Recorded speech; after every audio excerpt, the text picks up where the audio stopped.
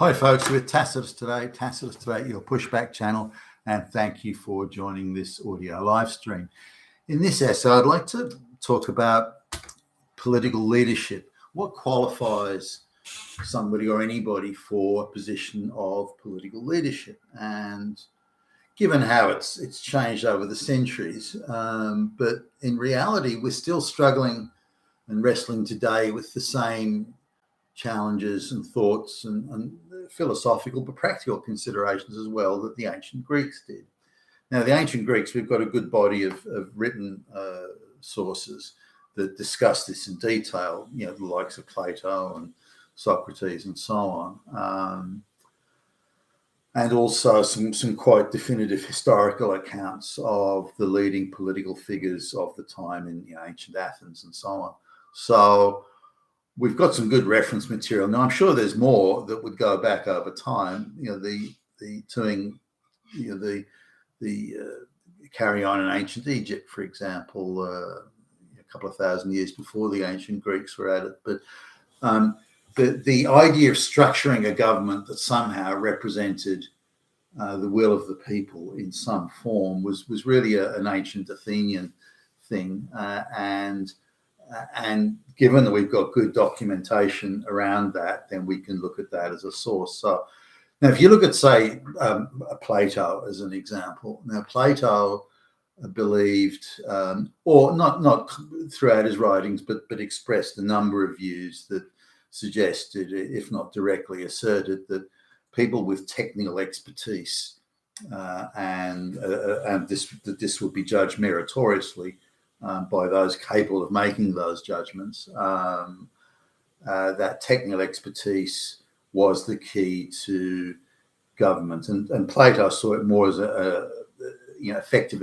administration was really the issue. The idea of the people having input, Plato thought, and again, I'm being a little sort of selective here from what the sort of things, because Plato said a number of things, but Plato thought that if people who had no expertise in administrative or governmental or the sheer technical issues of running a city-state like Athens, if they lacked the expertise and the understanding, on what basis should they be making a contribution if they didn't have the expertise to contribute? Now, that is a decent point, by the way, but Plato believed that if it was possible to put together the folks with the proper technical expertise, and those at the very apex of that sort of expertise summit, if you will, if they were running things, they would do a better job, and they would discharge their duties with technical impartiality rather than being corruptly affected by trying to get people to vote for them and those sorts of things, that they would do a much better job and the state would be run more efficiently and effectively if that was possible. Now, Plato makes a good point that people with such technical expertise, regardless whether it is, it could be in the case of ancient Athens, could be the buildings, people who are expert in building engineering, or people who are expert in building ships, or expert in mining. Athens had quite a lot of silver mining and so on. And so if people with all that, people expert in economics and tax collecting and public spending and all that sort of stuff, people who are expert in that should be doing it. And if that was the case, then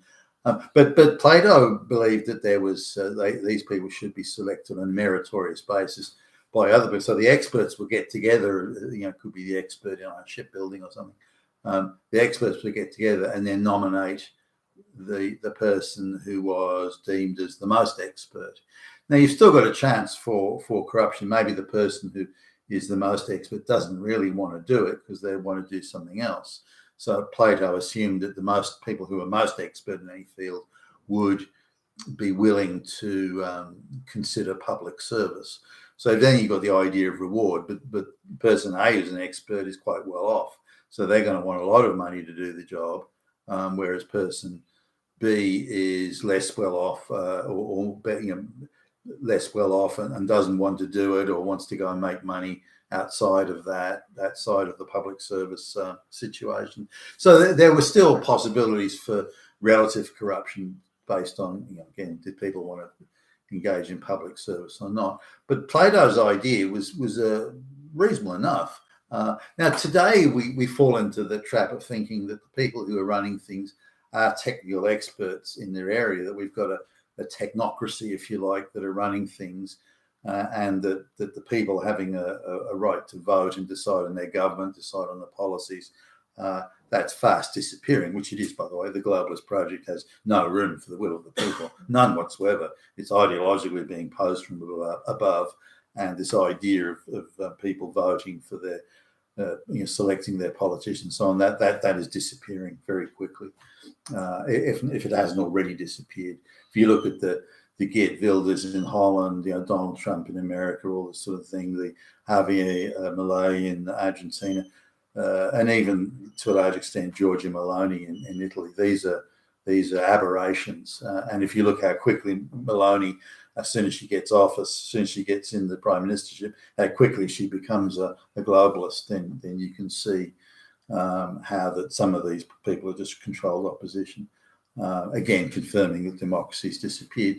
But coming to this idea of that we've got technocrats running the place today in the West, the globalist controlled governments. We don't. If I look at the people, certainly that I've come across and observed, there is no way they're technically expert, not even slightly technically expert. The people who advise them around them are not technically expert. In fact, you'd be lucky to get a technical expert come anywhere near it.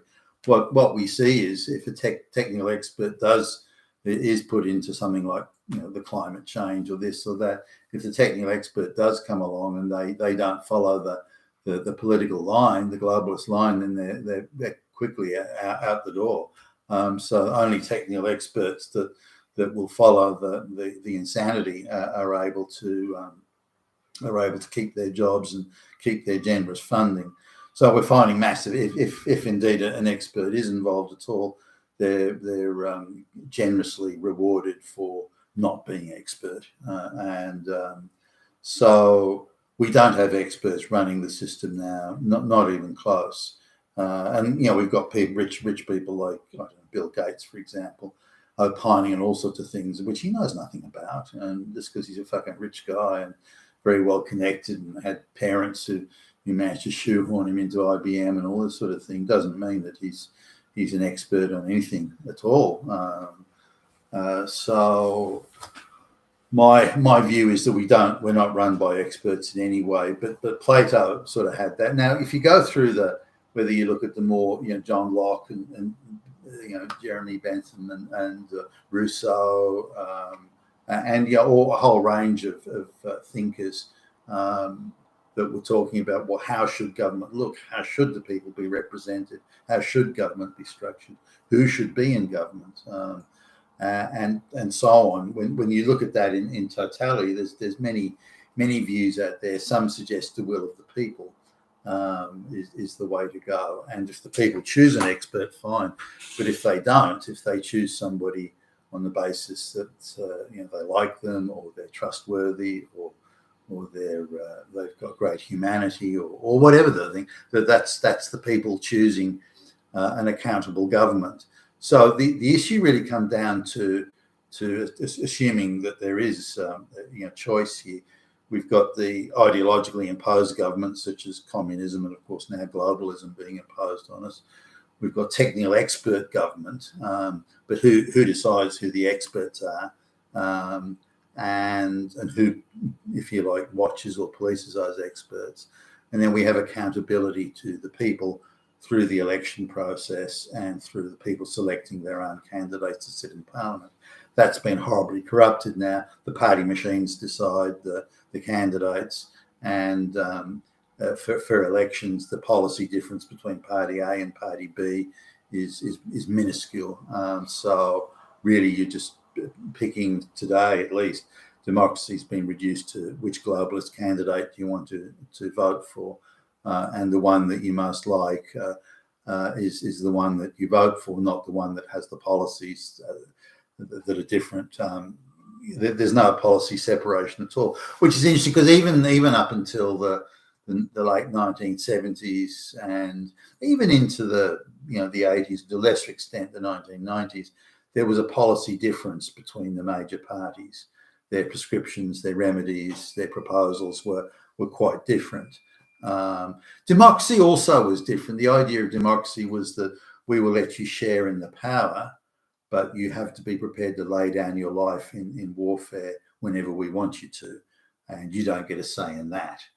We decide when war is on, and we decide that you're going to lay your life down on behalf of us. So there's but given that the requirement to lay your life down in mass total warfare is gone, the interest that the elites have in sharing power with you similarly waned, and that also figures into the equation of things.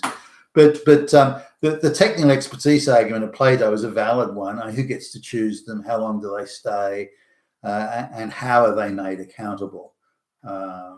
So the issue simply isn't technical expertise or knowledge, and I think we've lost a lot of that. Very few technical experts now, and most of them are corrupted. But how do we have accountability? So people who are, if you look at, say, governments, and I'm thinking now in the 1950s,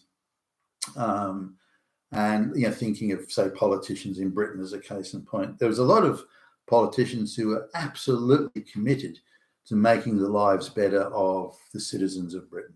They were very focused on that, very committed to that, trying very hard, and it was always close to their hearts. And even the Prime Minister of, in the late 1950s, early 1960s, he was right. You look at his writings now, he was very committed to ensuring that there was intense market competition for all goods and services that the people might need from the private sector, or that would make their lives better. On the basis of this competition would keep prices low and would raise the standard of living of the people and so on.